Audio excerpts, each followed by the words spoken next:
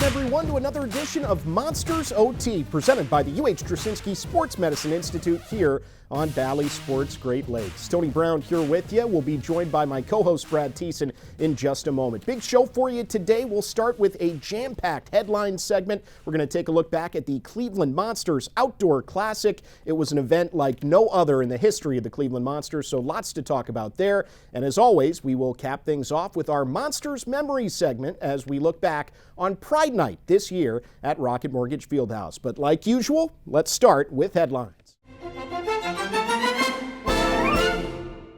Well, to start on headlines here, we'll bring Brad Thiessen aboard here, Teese. Let's talk about a bunch of new faces for the Monsters here lately. Now, we've gotten through the NHL trade deadline now. Lots of transactions this time of year as you get ready for the start of the playoffs. But let's start with a guy who arrived via a rare AHL to AHL trade. I'm talking about Alex Whalen. He was with the Hartford Wolfpack in the AHL and acquired by the Monsters on March 1st in exchange for future considerations. He's a depth forward, but a guy that brings a lot of energy, and he's a hard worker.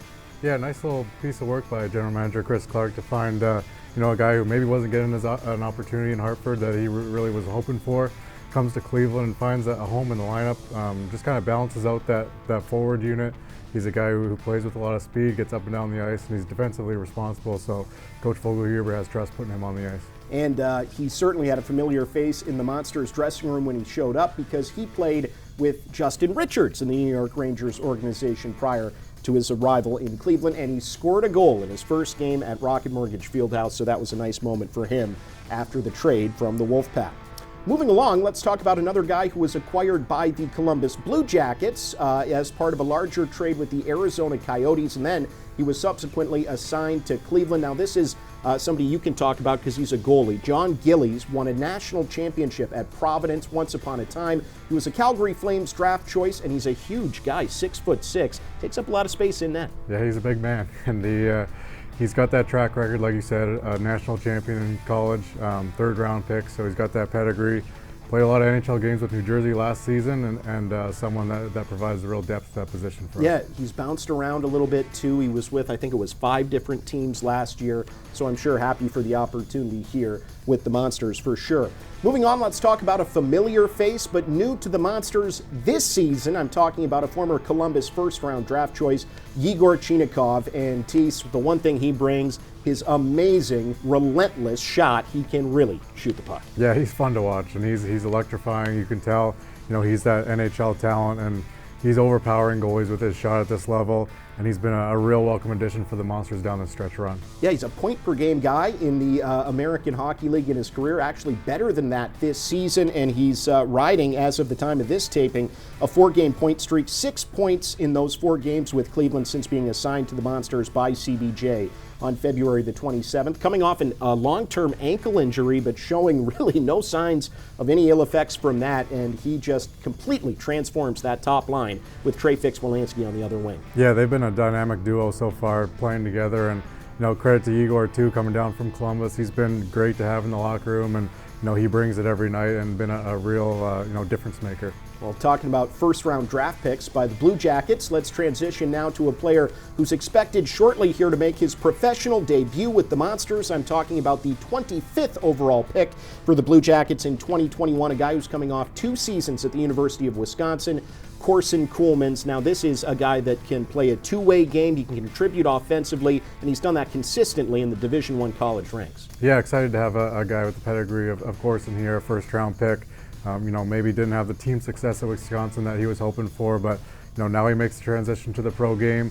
It's great for these college kids to come in and see the pro hockey game and just be around guys at this level at the end of the season and get their feet wet, and looking forward to see what he can do on the ice. Well, we know Jock Callender is going to like this. He's a Regina, Saskatchewan native, so that's one mark in his column. But also, he's a guy that sort of took an interesting path, I think. You didn't used to see a lot of Canadian players go the D1 college route. He chose to do that, and before that, he didn't play in major junior hockey. He played in the Alberta Junior League, so a guy who's taken a unique path. Yeah, and he's someone that played for the Canada U18 championship team, and that's kind of where he opened a lot of eyes for the scouts, and that's where the Blue Jackets found him and decided to take him in the first round. A lot of Canadian kids are seeing that that path to the university as somewhere that they can help develop their game, and Corson did that.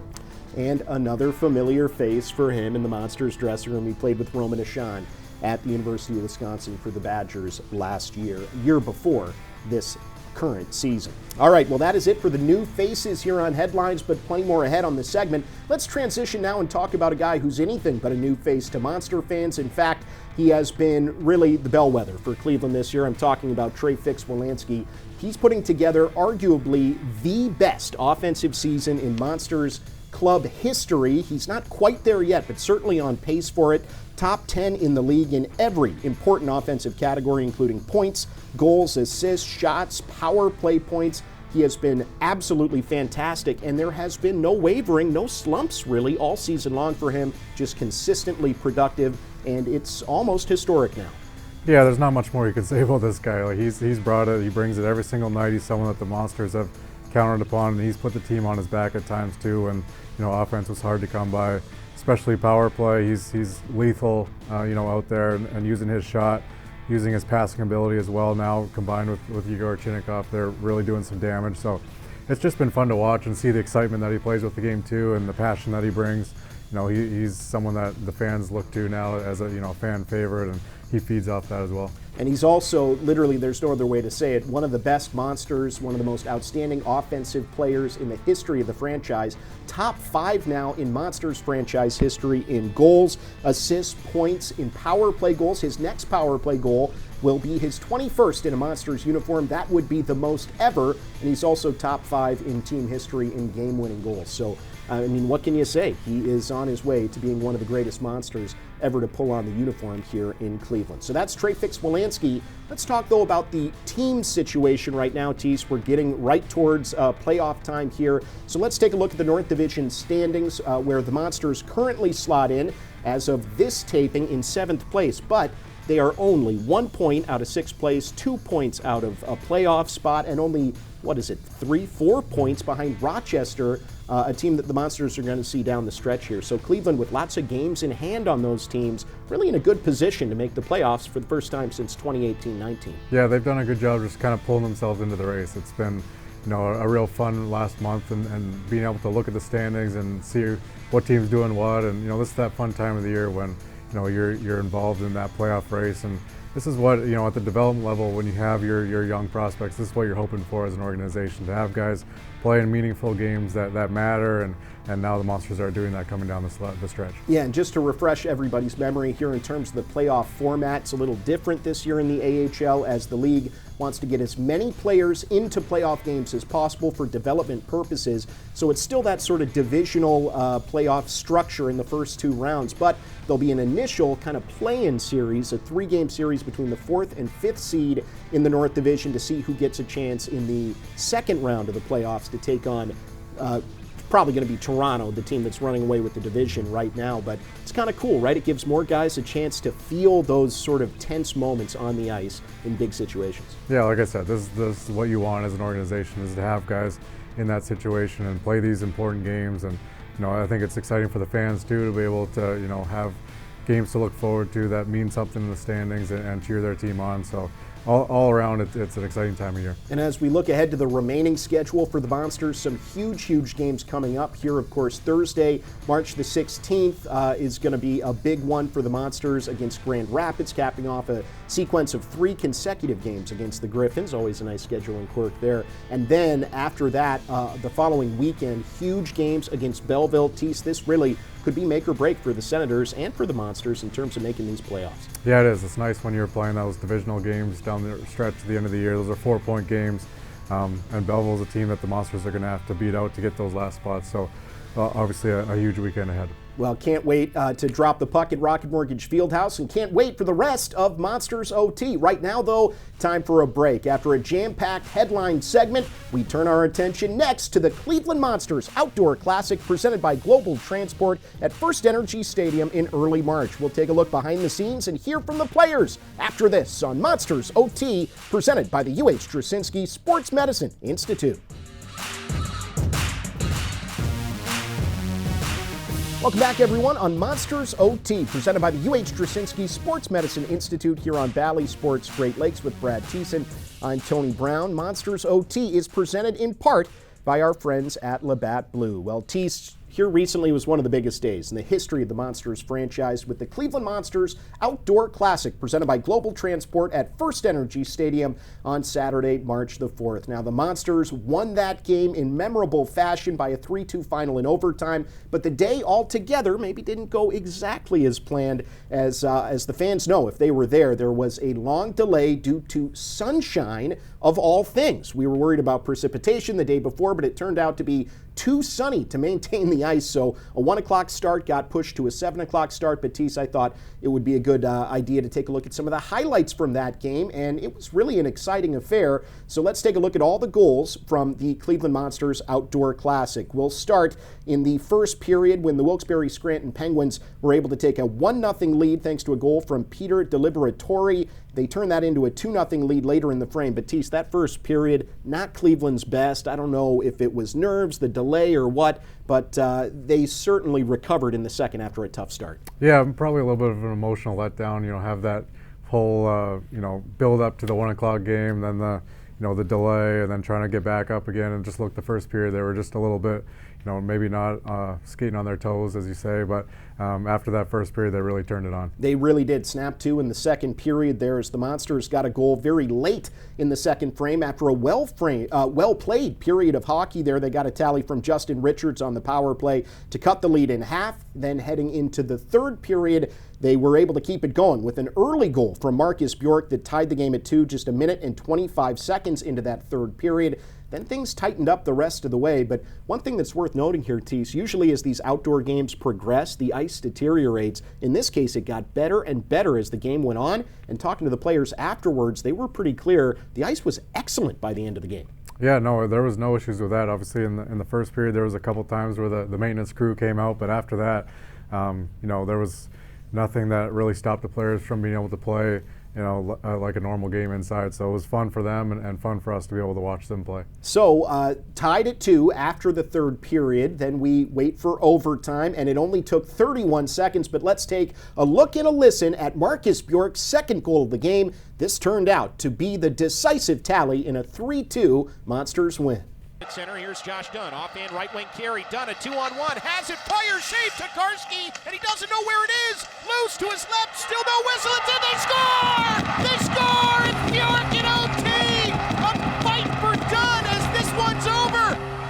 So the Monsters win the game by a 3-2 final. All those fans that whatever they did all day hung in there, whether they stayed in the stadium, many did, or whether they head downtown, got a couple of beverages, and came on back. It was an amazing atmosphere, made more kind of fun by being under the lights, I thought, which was unexpected. It was a beautiful day earlier, but just not a great situation for the ice, and it got to be a super memorable night, and the victory was a great way to cap it off. So let's hear now from some Monsters players and head coach Trent Vogelhuber as their post-game press conference featured lots of thoughts on the event. We'll start with Coach Vogelhuber, who commented on the way the game played out from his perspective.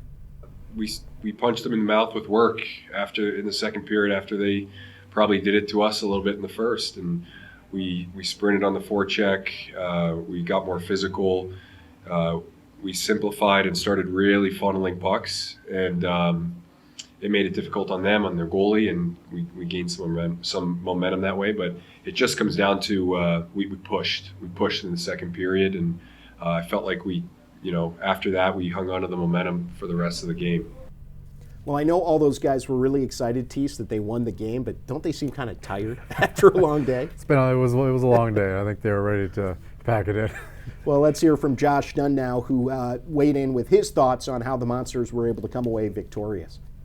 I think the first we weren't great, but I thought we responded really well second and third, and we started to change our game and battled really hard, and I think it shows a lot to our character coming back from 2-0 and giving ourselves a chance at the end of the game. Now, maybe some folks were a little bit surprised by that long delay. One guy who wasn't, Dylan Simpson. He's played a bunch of these outdoor games through his college career, his pro career, and each and every time there's been a long, significant delay. So let's hear from Dylan Simpson, now the Monsters captain, on just the way that this event unfolded. I'm a veteran in that sense. This is the fourth one. That might have been the shortest delay I've had in an outdoor game. So for me, status quo. For the guys, just try to keep their minds in it. You do what you can to keep your body relaxed but ready to go. I think everyone did a good job of staying mentally sharp, but just rolling with the punches. Did you stay here or did you go home? It was a mix. Some guys went home, ate quick. Some guys stayed here, and a little bit of everything. Yeah, that's an interesting wrinkle, Tease. How many times on a game day do you get ready to play the game, then go take like a 3-hour break at home, and then come back and play? Yeah, especially with family around and just a lot of distractions going on. So credit the Monsters for reeling it back in and be able to get focused for that win. Let's go back to Trent Vogelhuber now. Monsters head coach commented on how happy he was for his team to sort of get the reward after all their hard work in that game. Buckling down, they ultimately prevailed. We just finished a little bit of a tough stretch there, and we played some good minutes over the course of the last 4 games, and it just, it was one of those times where you just feel like you're not getting bounces and you're working so hard and nothing's happening for you, and so that was it was really important for us to get rewarded. And even in the second period, they were working and getting chances and working, and I just wanted the puck to go in so they could take a deep breath and get rewarded for their work. And hopefully it helps us regain a little bit of the confidence in the way that we go about things, just by being successful for doing it the right way. And finally, let's hear from Dylan Simpson on the fans, who were outstanding and really hung in there and were a big part of the atmosphere at First Energy. Huge shout out to the fans. I mean, we talk about it all the time. They show up, good times, bad times, and today, that's a long one for them. I'm sure they had a heck of a day, but to see that many people in the stands and to be that loud, that was great to see. Yeah, nothing new for the Monsters to be playing in front of these devoted and knowledgeable and passionate Cleveland hockey fans, and the Outdoor Classic presented by Global Transport, no exception at all. We'll take a break now on Monsters OT, but when we come back, more on the Cleveland Monsters Outdoor Classic presented by Global Transport. We'll take a look behind the scenes of a day in franchise history that will stick in our memories for a long time. That's ahead on Monsters OT, presented by the UH Drasinski Sports Medicine Institute. Welcome back, everyone, to Monsters OT, presented by the UH Drasinski Sports Medicine Institute here on Valley Sports Great Lakes. Well, let's take a look now behind the scenes of the Cleveland Monsters Outdoor Classic, presented by Global Transport on March the 4th at First Energy Stadium. What an event. Let's take a closer look.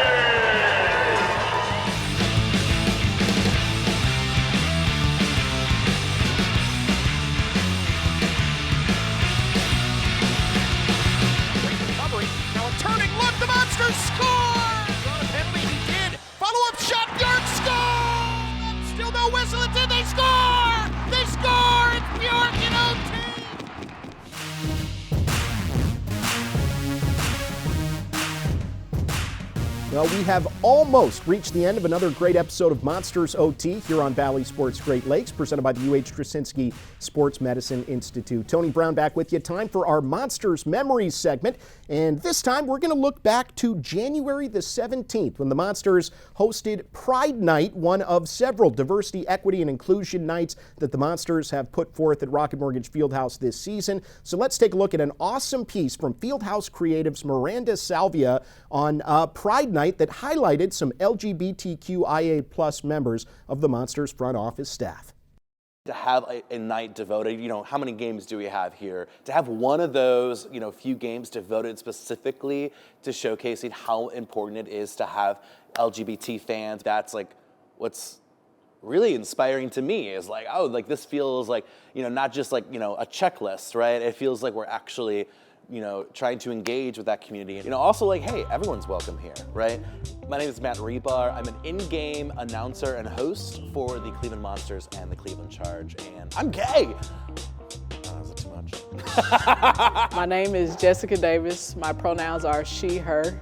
I'm the Senior Manager of Youth Basketball Operations here with the Cavs. And in my role, my job is to impact as many lives as I can. So my name's Nathan David, and I'm involved in sports in a variety of different ways. I teach group fitness at Studio West, so I teach cycling classes there. My name is Jessica Vallejo, and I work with diversity, equity, and inclusion here for the Cavaliers, Monsters, and Rocket Mortgage Fieldhouse. As an LGBTQ community member, I identify as pansexual and two-spirit. And two-spirit as an identity really has more to do with the spiritual evolution of yourself. I identify as a gay man, and me and my husband are both very involved in a lot of sports, and we like to be able to participate but also be ourselves and show, that people in the LGBTQ community also can be athletic and participate. Pride specifically here always means being able to access and really authentically portray yourself. When working with the youth, I try to teach them to embody all of those traits of being proud, being confident, being happy, and having fun in whatever they do. Well, Thiessen, it's really important in this day and age that all of the Monsters fans know that hockey is for everybody. And as we mentioned, Pride Night just one of 4 DEI nights the Monsters have hosted. It's an important thing to make sure that everyone feels a part of the show here at Rocket Mortgage Fieldhouse. Yeah, like you said, the Monsters do a great job, whether it's Hispanic heritage, Black history, or highlighting the work that the women do as well. Really, the Monsters organization as a whole just do a great job of highlighting all those different people and just the work that they do and how hockey is for everybody. It certainly is, and that is something that I know everyone in this organization really takes to heart, the fact that this game could not really be what it is without every member of our community. Well, that's it for Monsters Memories, and folks, that's it for another great episode of Monsters OT, presented by the UH Straczynski Sports Medicine Institute. Lots of thank yous to hand out to Brad Thiessen, of course, and to all of you for tuning in. Also want to say thanks to Leo Simone, Jeremy Hawks, Dave McLatt, and the rest of our excellent crew, especially our camera operators, Robert and Cecil. Thanks, everybody. We'll see you next time. For Brad Thiessen, I'm Tony Brown. This has been Monsters OT, presented by the UH Straczynski Sports Medicine Institute on Bally Sports, Great Lakes.